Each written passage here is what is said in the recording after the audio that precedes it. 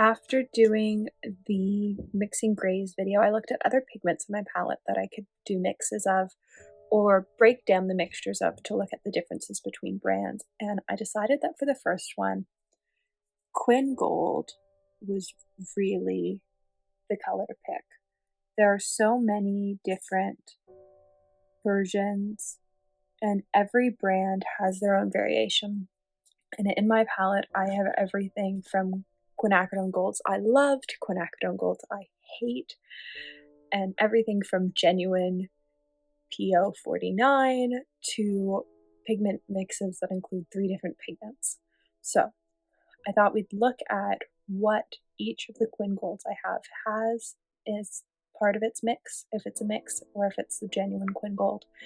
And then for the mixes, break down the pigments that are used in those mixes and look at sort of the differences and what makes up the ones I like and what makes up the ones I dislike.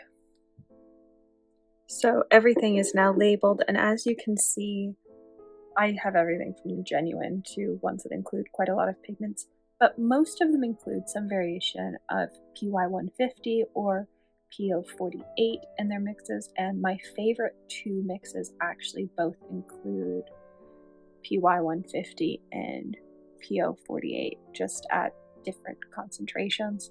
So we're going to swatch everything out. We're going to take a peek and just see what the different colors look like.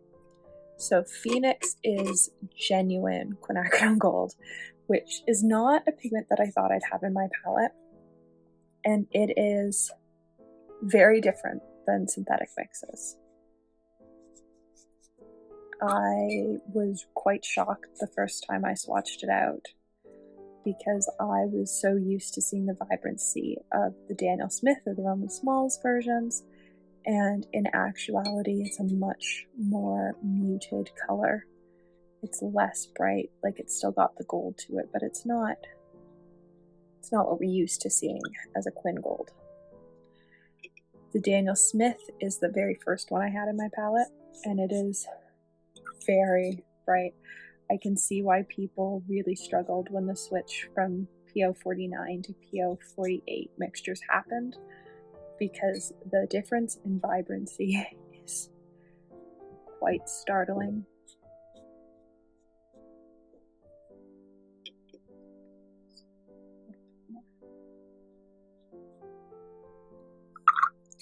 The Rosa Galleries is the newest one I've added to my collection, and I don't actually like it. I find it too orange. There are some paints that it's just too orange. Quinacridone Golds to me have to have like this goldeniness to them. And even the Daniel Smith, sometimes I find a bit too bright. The Roman Szmal Quinacridone Gold, this is the 310 version. This isn't their new version. I do have their new version, and it's the final one we're going to swatch. It's got this one has the sort of more muted at the richer tones, where it's not as dark as the original, but it's still got some of the darkness to it.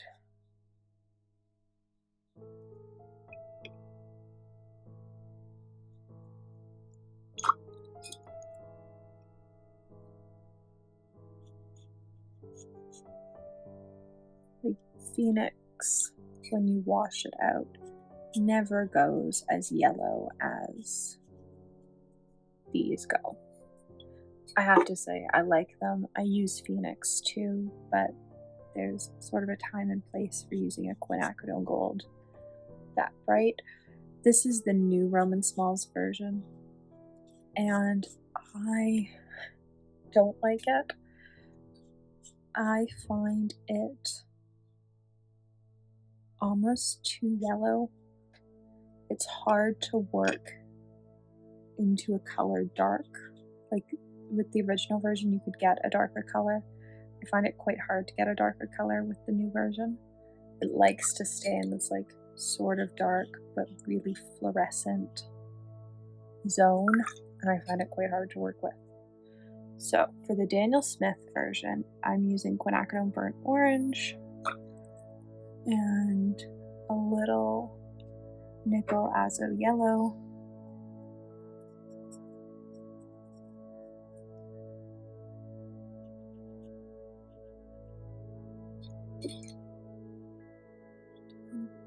Orange. Yeah, it's not far off. It was easy. So then for the Rosa Galleries, which is my least favorite, just because of how orange it is. It sort of reminds me of Beam Pumpkin, but it doesn't have any of the nice texture that Beam Pumpkin has. We need Azo Yellow. Its highest concentration. We need Yellow Ochre, the PY42 version. And then we need Windsor Red Deep. Yes, Windsor Red Deep is our red.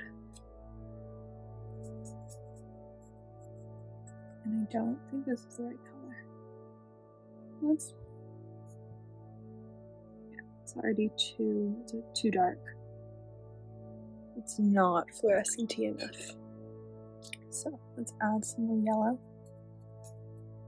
to bump up the fluorescentness. Go back in with our yellow ochre.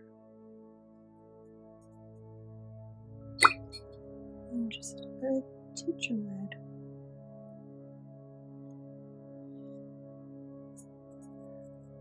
We might have been closest on the first one. Yeah, that's not it. Let's add another tinge of red.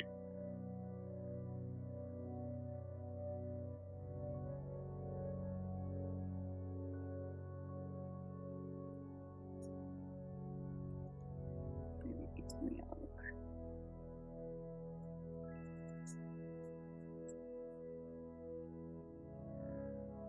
I think that first mix was closest, where it's sort of just got that oranginess to it.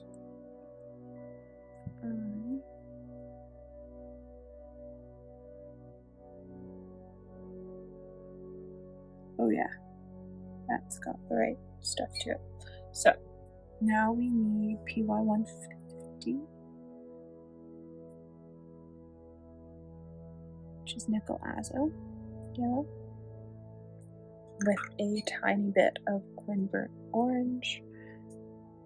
So it's like the Daniel Smith version, except the order of the pigments is flipped. Huh. That was fun. I got it first try.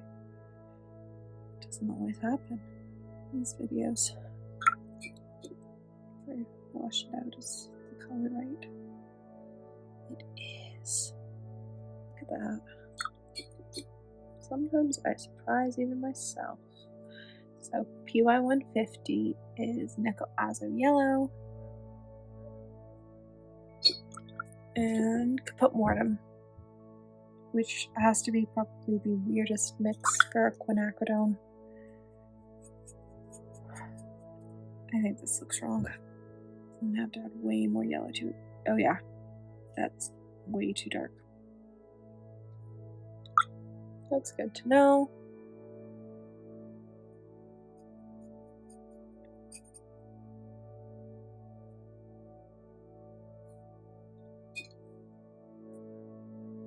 This is the Roman Szmals.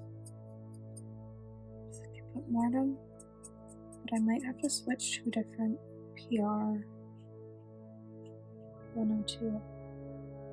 Let me see what my other options are. I don't have another option. I only have this one, so I'm gonna add in a little more.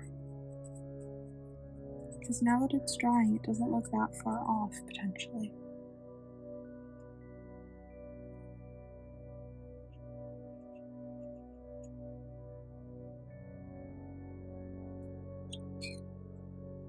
It's like missing.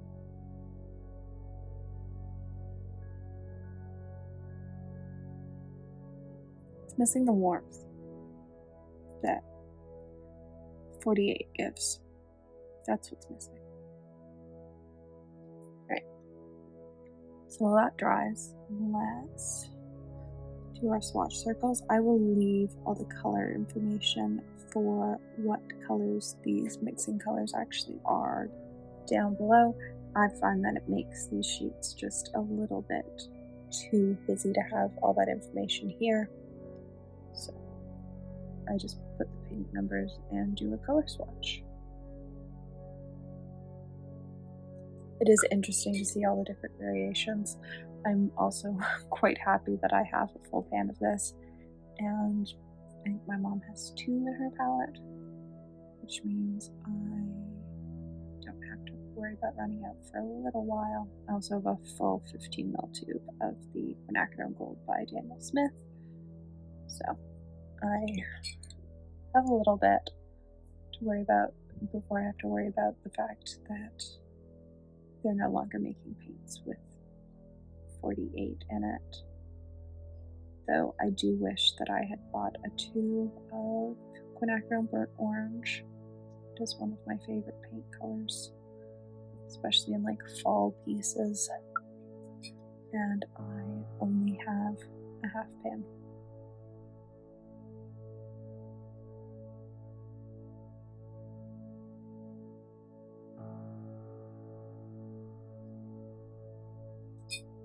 I also think it's interesting how different actual Quinacridone Gold looks. It's so much darker. Now, it could be because the brand that sells the pigment is using old stock of historical pigments. And so, I don't know if they would have had light exposure or degraded at all, and that could be part of the difference, or if this is just what Quinacridone Gold look like. But the modern day Quin Golds look so different from PO49. Overall though, the Daniel Smith one and the Roman Szmal are my favorite. This has me stumped. I can't figure out how to mix it with those pigments. But those are the pigments they've listed for it.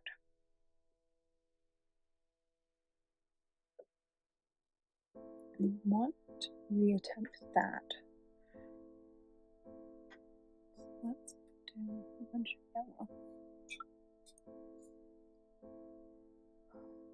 So this.